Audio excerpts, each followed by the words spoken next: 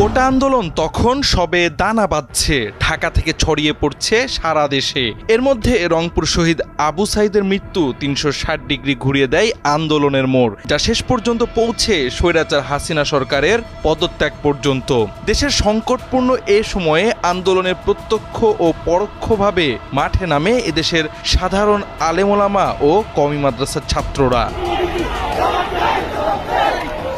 কৌশলগতভাবেই শুরুতে জুব্বা পাঞ্জাবি পরে মাঠে নামেননি তারা। কোনোভাবেই হাসিনা সরকার যেন যৌক্তিক এই আন্দোলনকে জঙ্গি আন্দোলন হিসেবে না দেখাতে পারে সে বিষয়ে সর্বোচ্চ সতর্কতার পরিচয় দিয়েছেন আলেমোলামারা। কিন্তু আন্দোলন গভীর হতে শুরু করলে ছদ্মবেশ ভেঙে সরাসরি জুব্বা টুপি নিয়েই মাঠে নামেন। কোনো লুকোচুরি নেই কোনো সংশয় সন্দেহ।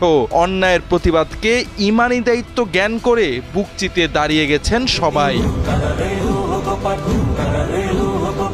ঢাকার গুরুত্বপূর্ণ ৩টি পয়েন্ট, যাত্রাবাড়ি, মোহাম্মদপুর, উত্তরা, ৩টি গুরুত্বপূর্ণ প্রবেশদ্বারও। এ ৩ পয়েন্টই আন্দোলনে দারুণ ভূমিকা রেখেছে মাদ্রাসার ছাত্ররা। যাত্রাবাড়িতে সাধারণ আবাসিক শিক্ষা প্রতিষ্ঠান তেমন নেই, কিন্তু আছে অগণিত মাদ্রাসা। ইন্টারনেট বন্ধের দিনগুলোতে রিজার্ভ ফোর্সের ভূমিকায় অবতীর্ণ হন তারা। কারফিউর মাঝেও সাধারণ জনতাকে সঙ্গে নিয়ে আন্দোলন চালিয়ে যান আলেমোলামা ও মাদ্রাসার ছাত্ররা।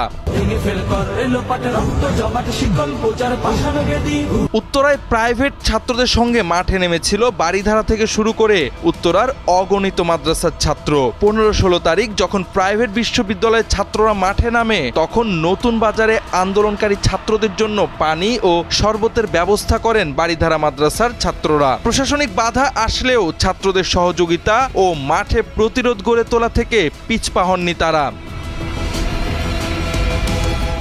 মোহাম্মদপুরেও ঘটেছে একই ঘটনা। সে সময় জামিয়া আজিজিয়া সহ বিভিন্ন মাদ্রাসার ছাত্ররা স্থানীয় আওয়ামী নেতাদের রক্তচক্ষু উপেক্ষা করে মাঠে সক্রিয় ছিল। শুধু মাঠেই না, আন্দোলনের শুরু থেকে জনমত গড়তে অনলাইন অফলাইনে চেষ্টা চালিয়ে গেছেন। জুমার আলোচনায় জুলুমের বিষয় স্পষ্ট বক্তব্য দিয়েছেন। সে সময় রাজধানীর বেশ কজন খতিবকে জোরপূর্বক দায়িত্ব থেকে অব্যাহতি ও পুলিশের জেরার মুখোমুখি করা হয়। তাছাড়া আলেমোলামা ও মাদ্রাসার ছাত্রদের এই আন্দোলন শুধু ঢাকাতেই থেমে থাকেনি, মাঠে নেমেছে চট্টগ্রামের হাটহাজারী, পটিয়া থেকে শুরু করে দেশের আনাচে কানাচে ছড়িয়ে থাকা বহু মাদ্রাসার ছাত্র ও শিক্ষকরা। প্রায় ১০০ শহীদ, হাজারের উপর আহত হয়েছে আলেমোলামা ও মাদ্রাসার ছাত্র।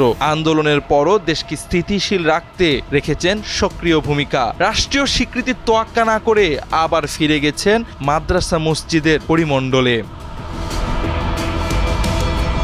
জাওয়াদ আহমদ, সময়ের আলো।